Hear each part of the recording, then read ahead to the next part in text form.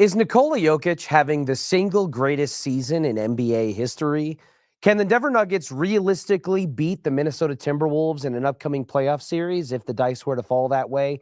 And yes, we will have another guest to help us continue the top 10 of our Mile High Milestones countdown, celebrating the 30 biggest storylines in memory of the 30 years the DenverSports 104.3 The Fan has been on the air here in Colorado. All things to come on today's rundown, but we begin in the NBA, where I have a very simple question to ask all of you, our listeners and our commenters. Do the Denver Nuggets officially have a Russell Westbrook problem? Russell Westbrook's regular season contributions so far this year, I think especially in the early onset, exceeded my own and maybe some of your own expectations in terms of the quality of play we were going to get for somebody who was brought in on a minimum type deal to be the sixth man off the bench, but spent a decent amount of time in the starting lineup out of the way things that shook out.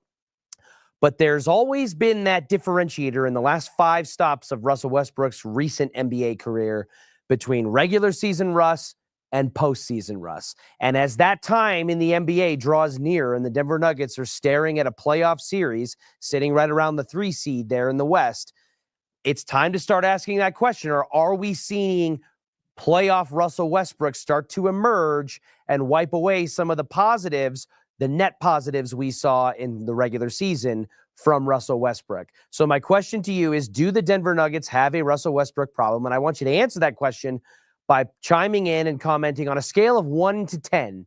How concerned are you as a Nuggets fan about Russell Westbrook with the Denver Nuggets staring on the doorstep of a postseason series? Because as it relates to last night, Russell Westbrook could pretty closely be pointed to, if you had to blame a singular player for the ending of last night's 140-139 double overtime loss to the Minnesota Timberwolves, Russell Westbrook feels like the person most people would immediately point to. He came careening down the court and missed a layup in the final seconds of the second overtime that in theory he didn't have to take.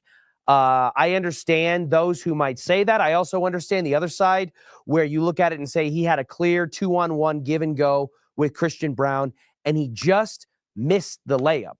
If he makes that layup, it completely shifts the narrative of the game. He's probably not trailing so aggressively on defense because he's not flying into the second row of the board or of the baseline there before fouling with no time left on the clock and putting Nickeil Alexander-Walker on the line for 3 eventual game-winning free throws.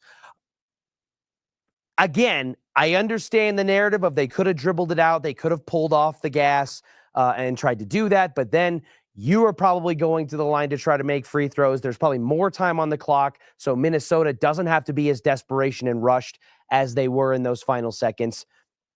And it kind of just changes the ending of the game. If Russell Westbrook makes that free throw or that layup, I think we're looking at this differently. The problem is he didn't make the layup, and the reason why he didn't make the layup is consistent with why I think we've seen Russell Westbrook's performance and his overall play deteriorate from the end of the regular season into the postseason compared to the beginning. And it's because Russell Westbrook inherently is kind of just an agent of chaos. He is like motored and wired to play at full speed 24/7 all the time, but his athleticism, as he's aged as one of the NBA's longer in the teeth veterans, is declining, and therefore he's having to compensate for it and manifest it in different ways, and he's just not the same player that he was when he was at his peak athleticism and he was averaging triple doubles and ringing in MVPs and the like with the Oklahoma City Thunder. Nikola Jokic scoring 60 points in a triple-double in an NBA game, becoming just the 3rd player to do so behind James Harden and Luka Doncic. But he's not necessarily behind them because of those 3 triple-doubles with James Harden, Luka Doncic, and Nikola Jokic, where 60 points were featured on the stat line, only one in Nikola Jokic broke the 60-point barrier at 61, meaning Nikola Jokic stands alone as the highest-scoring triple-double in NBA history. This loss puts the Timberwolves at 44-32, tied with the Memphis Grizzlies. And it's a weird situation to look at with the Minnesota Timberwolves, who are fighting to avoid the play-in. in the Western Conference postseason, and yet the Nuggets just cannot seem to find a way to beat them. They have now lost 6 in a row, and albeit this one was one of the more nail-biter of the 6 compared to the previous 4 in this season, which were double-digit, sometimes in excess of 20-point blowouts, and the way that it ended in last year's postseason, getting bounced after a 20-point lead on your home floor in Game 7, it seems like there's a different reason why in every game that the Nuggets just can't seem to find this team's number. And I know that when you have the greatest player in the world in Nikola Jokic, in theory, you should have a puncher's chance at beating anybody. And I think that the Nuggets do. But I don't think it's unreasonable. In fact, I think it's bizarre as a true NBA observer if you don't look at this Timberwolves dynamic and say, you know what? We might be here in Denver a little bit afraid of the big bad Wolves. It's not that they're unbeatable, but their identity and the way that they have been able to attack Nikola Jokic and honestly attack 2 players on the Nuggets who didn't play last night in Jamal Murray and Michael Porter Jr. from a defensive standpoint has been a key characteristic of why the Nuggets have not been able to overcome Minnesota thus far in their last 6 matchups. And there are people out there I've already seen online and on the air talking about, well, if Jamal Murray and Michael Porter Jr. play in that game, the Nuggets win that one going away. I don't know. I don't actually know about that, because if there's one thing we've seen in these last 6 matchups, it is that Chris Finch, the head coach of the Minnesota Timberwolves, relishes the opportunity to unleash Anthony Edwards, Jaden McDaniels, and Nickeil Alexander-Walker, who are stalwarts defensively on the perimeter, and unleash them on Jamal Murray and Michael Porter Jr. to give them fits the same way that they've attacked Nikola Jokic with Rudy Gobert, Naz Reid, and et cetera, with size in the paint. Naz Reid didn't play because of his suspension along with Dante DiVincenzo. So the 2 critical bench contributors in Naz Reid and Dante DiVincenzo not playing for the Minnesota Timberwolves, in a weird way, you could argue that they were more valuable to Minnesota with this specific dynamic than Jamal and Michael Porter Jr. were to the Nuggets, because of the way that the Nuggets have just been put in fits, Michael Porter Jr. and Jamal specifically, from a defensive standpoint with the way Minnesota attacks them. So it's tough. It's hard to stomach. It's a little bit sickening that you have Nikola Jokic scoring the greatest triple-double in NBA history from a points perspective on the heels of him dropping 50 points earlier in the season, on the heels of him having a 30-20-20 game more recently in this season. And yet even that is not enough when it comes to him shouldering the burden of carrying this Nuggets team to victory. Even that is not enough. He was 18 of 29 from the field, and he got to the free throw line for 24 attempts. I personally cannot think of the last time Nikola Jokic was able to shoot free throws with that kind of volume, and I don't know when the next time is we will see him have that kind of volume again. When you're talking about 24 free throw attempts, that is more free throw attempts in a single game than Shai Gilgeous-Alexander, who a large part of Shai Gilgeous-Alexander's narrative this MVP season is that he's a bit of a free throw merchant, and he just gets to the line and helps inflate his scoring numbers, where he helps lead the league in that category. That is more free throw attempts than SGA has ever attempted in a game in his entire career. It would be the second most free throws attempted in the entire career of Joel Embiid, who prior to Shai Gilgeous-Alexander's MVP caliber season that he's having right now, was a clear target for that free throw merchant narrative of a guy who just is soft and absorbs contact in the paint to try to get to the line. And it still doesn't quite touch the original free throw merchant, in my opinion, which is James Harden, whose 2014, 2015 season saw him go into the line 30-plus times per game, multiple times in a season. But for Nikola Jokic, who historically does not get a superstar whistle and does not get the same level of contact grace that other stars and other big men in the NBA get, he got it in this game, and you saw what happened from a production standpoint because of that. Aaron Gordon pushing in 30 points, Christian Brown providing 18 points are all positive signs, I think, for the Denver Nuggets. But outside of those 3 contributors, it was a pretty steep drop-off. Russell Westbrook poured in 12 points off the bench. And really, without Jamal and MPJ having to dig that deep in the bench for Michael Malone, the production just wasn't there, and it results in a slim margin loss. So I still don't know if I'm confident that this Denver Nuggets team, as good as Nikola Jokic is, who may be having the greatest individual NBA season of all time, especially for one that isn't likely to win NBA MVP, the latest straw poll for ESPN still shows 77-ish first place votes projected to go to Shai Gilgeous-Alexander. So even though Nikola Jokic is having the greatest season of his career as the greatest NBA player on the planet, I still question whether or not this Denver Nuggets squad can beat the Minnesota Timberwolves 4 times in 7 games. And maybe that means I'm afraid of the big bad wolf a little bit, but I think that's a healthy fear to have given the sample size that we've seen, especially in the last 6 games. All right, it is time to continue our Mile High Milestones countdown presented by your local Ford dealers. We have been counting down 30 of the biggest storylines in Colorado sports history, the last 30 years of it, I should say, in celebration of the 30th anniversary of Denver Sports 104.3 The Fan being on the airwaves here in town. And we have arrived at number 8 on this list, a more recent one in terms of the 30-year history, and that is the arrival of primetime Deion Sanders. Coach Prime's arrival to Boulder in one of the more shocking collegiate head coaching hires in recent college football history. And to help us take this walk down memory lane, we bring in none other than the former Buff himself, co-host of The Drive with Zach By and Philip Lindsay from 2 to 6, Monday to Friday. That is Mr. Philip Lindsay himself. Phil, thank you so much for joining us today. To start this conversation, I want to turn back the clock just a little bit and take a look back at where the University of Colorado was before Prime got here, because I think without that, you can't truly appreciate the gravity and the magnitude of this hire. Obviously, they were coming off of a 1-11 season under Carl Durrell before his dismissal, but you can go back another year prior in which Carl Durrell took over after the departure of Midnight Mel Tucker to Michigan State.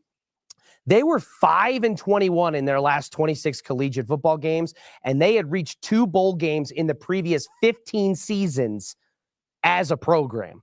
And so that certainly helped them, in my opinion, earn the moniker after the 1-11 finish as one of the worst programs in the Power 5 conferences, at least from a football perspective. And so you have this dichotomy where the CU is at its lowest point, arguably in program history, and halfway across the country, Coach Prime is making some noise at Jackson State. In his couple of years there, he's 27-5, finished with an undefeated regular season, 12-0. He's coaching Shadur and Travis at the HBCU level, and he's looking to make that next jump up. And so why do you think Coach Prime was so attracted to the University of Colorado when he could have had his pick of at least other schools? Yeah. First off, Richie, thanks for having me, man. And you're right. The Carl Durrell era when we were going 1-11, 1-10, like that was bad. And we were in shambles. And people were not showing up to the games. They didn't want to be a part of like the tradition. There's a lot of people that were just not showing up. I mean, honestly, people like myself who like that's who I am. I am the Colorado Buffaloes. I went to school there. I played there. I bled on that football field. And at times I didn't want to go to the games. It wasn't fun to be at. And you knew that you weren't going to win the games. And so when we finally had the opportunity, and what's funny, Richie, is before Coach Prime got hired, I was talking to my agent because I was still going, doing the football, deciding if I was going to stop playing or continue to play. And my agent kind of said, hey, there's some words going out. There's a little birdie out there that's saying that Coach Prime may end up taking the job at the University of Colorado. I didn't want to believe it. I was like, there is no way Coach Prime is taking the job at the University of Colorado. One, because why would he want to come to Colorado when he could probably go somewhere else? But two, it's like Coach Prime has never coached at that time it was the Power 5 level. Power 4 level. Why would we go ahead and take a flyer on Coach Prime when we're in shambles. Like literally, we need somebody that can come in and win right away. Well, Coach Prime ends up taking the job, getting the opportunity from Rick George. And the greatest thing that has happened to this university, honestly, ever, maybe the only thing is winning a national championship back in the day with Alfred Williams, Big Al, and that crew. But other than that, Richie, like having Coach Prime in the building, having him be the coach of the Colorado Buffaloes is amazing. And the fact that he chose the Colorado Buffaloes, I want to say one of them was because I don't know how many suitors were truly out there for Coach Prime. You got to understand, like Coach Prime, like I said before, never coached at the Power 4 level. Correct. So you're kind of running that risk by having Coach Prime in the building and having to rebuild this team. But if you're like Rick, and Rick, my guessing was like, hey, my back's against the wall. I have to do something here. My contract is almost up. I need to make a splash. I need to make a hiring that's not only going to help us on the field, but off the field as well. And that's where the trust has to come in.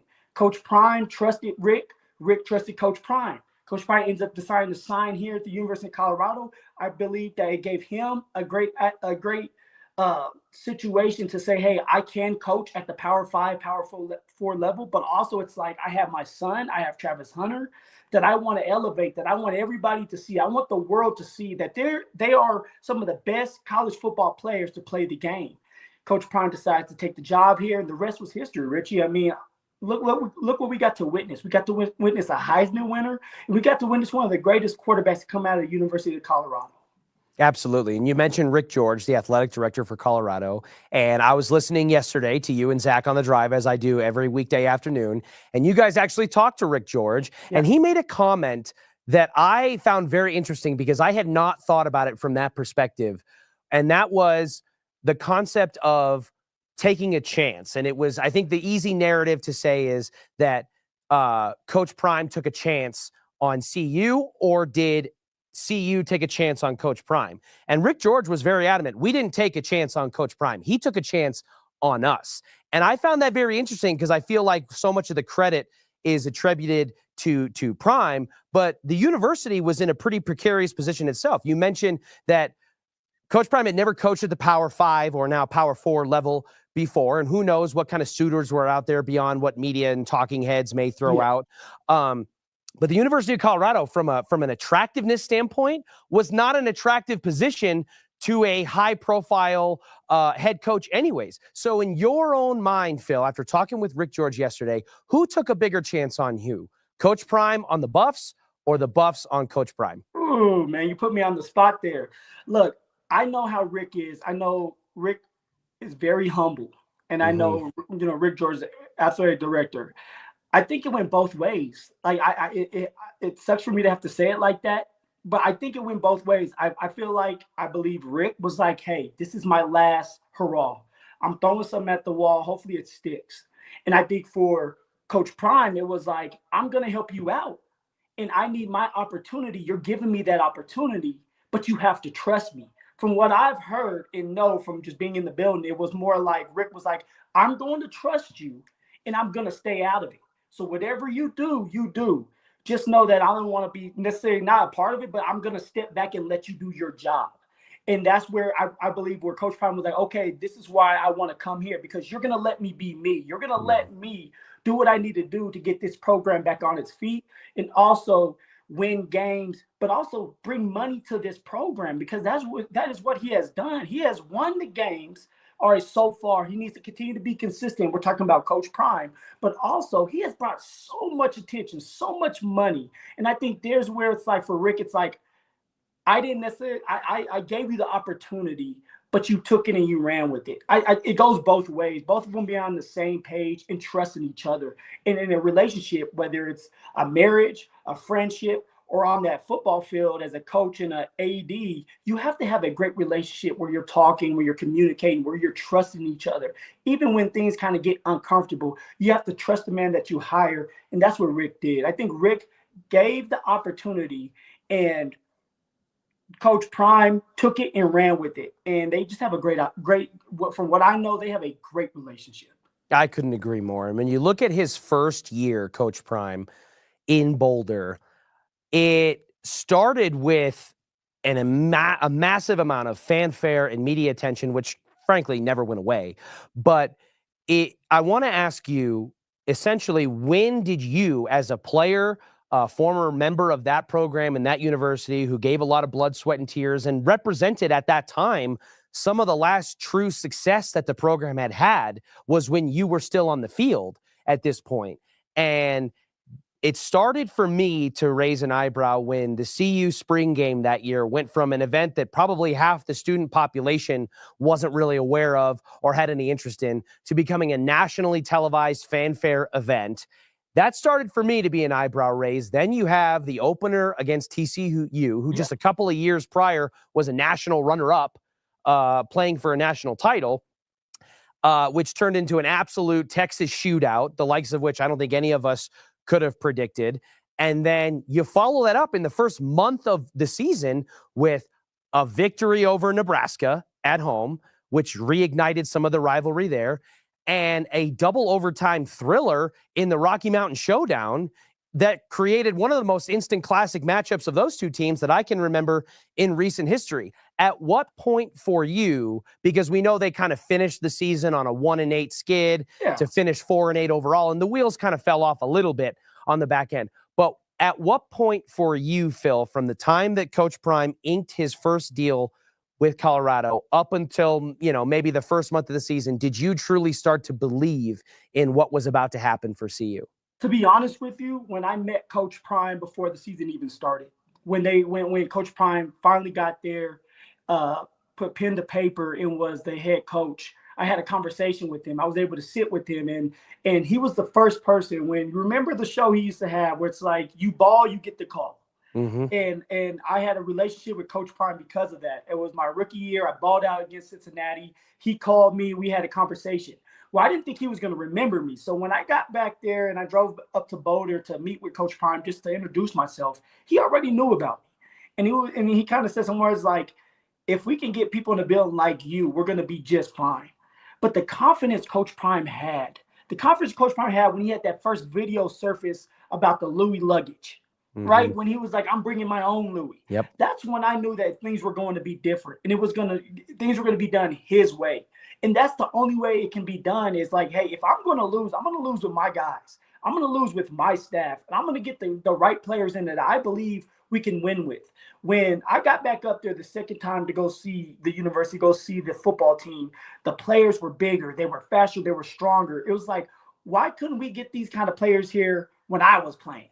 And that's when I knew they were going in the right direction. And then, of course, when you have Shedeur Sanders, when you have Travis Hunter, it just like being in practices, Richie, I knew that they were going to be special. I knew that they were going to have a chance. I didn't know how many games they were going to win because it was Pac-12 at the time. That's a tough conference mm-hmm. and all that. But I knew that we were going to be heading in the right direction. And Coach Prime is just so confident. You don't know if he's ever scared or if he doubts himself or not because of how confident he is. And it showed. He ended up not having the best season his first year. But then he turned around and had a really great season and had a bunch of players that got the accolades and had the recognition and won a Heisman. And now you have two players that are going to go in the top 10 in the NFL, top 5 in the NFL draft. So to me, Richie, it was before the games even happened that I knew that Coach Prime was going to be special and it was going to be different in Boulder. I didn't know how many games we're going to win. Mm-hmm. Then when we started winning games this year, it was like, okay, now he can maintain this because he's going to get the type of players in there that you need to win. Couple of quick ones for you here on the way out, Phil. One, when it comes to Coach Prime's coaching style, as you somewhat alluded to there, he makes no bones about being unabashedly himself. There's no shortage of confidence, bravado, swagger, whatever word you want to associate to it. And he's also been one of the coaches, I think, on the forefront of embracing this new era of college football that involves NIL and transfer portal chaos and all of that. And that, again, goes toward the bring in your own Louis luggage situation where he's telling all these kids that were on part of a sorry losing program, hey, be prepared to hit the road because we've got players who want to play here from all over the country. And we saw the success of that, at least early on in his first year, and then the rebound of that in the second year. So my first question is, what is it about Coach Prime as a coach Yeah. that you think makes him so successful and meshes so well with this team and this iteration of the Buffaloes? Well, there's a couple things. As a coach, as a young player that's 17, 18 years old, Richie, all right, you're looking at Coach Prime like he's a Hall of Famer. You're looking at Coach Prime like he's bringing the attention. He's confident in what he's doing. He's been around the game. He knows what it looks like to be a good player, and that's why he's coming after me.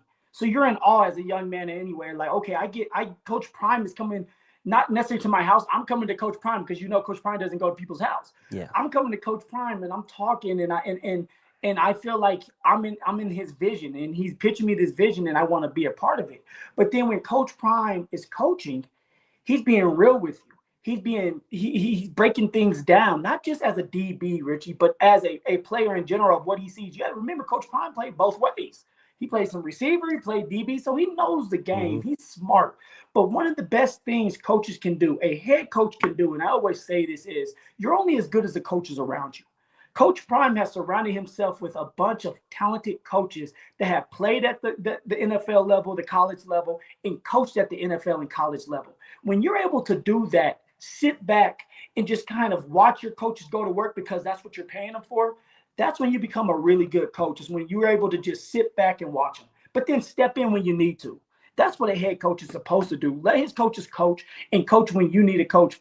Step in, do a little coaching, and then step back out. Coach Prime does a phenomenal job of doing that and just letting everything kind of organically happen. But I love what Coach Prime is doing, and he's a hell of a coach. And he's going to continue to do that because all he does is rebuild teams and have that mentality of we're going to be good and we're going to win. We may not win every game, but you're going to be in every game because of the mentality part. And that's what Coach Prime brings as a head coach, the mentality of a winner. In closing here, Phil, on the way out, I mentioned that I certainly view you, and I know that most of our audience and fans here in Colorado do as well, as a true ambassador for the University of Colorado and for the football program. And you take a lot of pride in it. You achieved a lot of success there and contributed to a lot of team success with that university. So as someone in those shoes, what do you view as Coach Prime's greatest contribution to the Colorado Buffaloes football program or university? Because you look at enrollment at the university is up 50% or more since he arrived.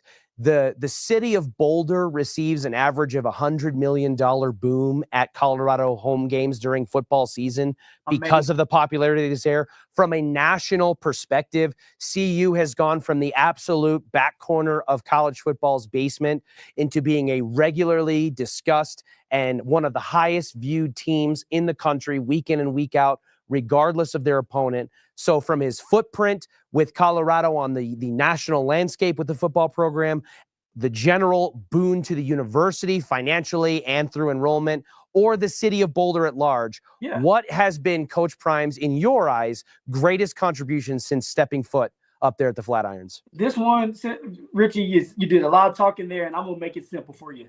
He made Colorado relevant. He made Colorado relevant, not just on the football field and with the attention with the football players, but as a community. People know about the Buffs. You walk around anywhere in Colorado, you got Coach Prime gear on. You walk around anywhere out of state, you're going to see somebody with Coach Prime gear. People are flocking to the University of Colorado from different states that just want to be a part of Colorado because of what Coach Prime brings to the table. Coach Prime has made Colorado relevant again. The last time Colorado was truly relevant was back in the day. I don't think I was born. What was it, 1990?